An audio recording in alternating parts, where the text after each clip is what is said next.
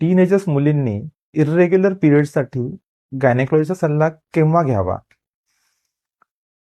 तर बऱ्याचदा साधारणपणे मुलींना वयाच्या 9व्या-10व्या वर्षापासून ते 13, 14, 15 वर्ष या दरम्यान पिरियड सुरू होतात.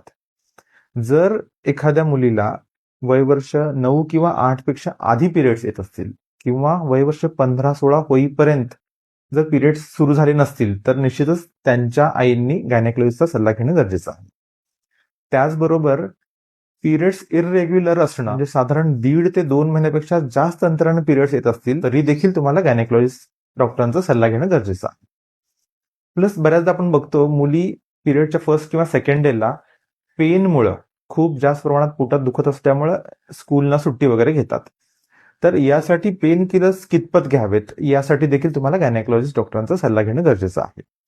तुम्ही जेव्हा डॉक्टरांकडे जाल तेव्हा बेसिक 2 तपासण्या डॉक्टर बऱ्याचदा करून घेतात. ते म्हणजे एक तर आहे गर्भाशय पिशवीची सोनोग्राफी आणि दुसरी आहे थायरॉइड टेस्ट.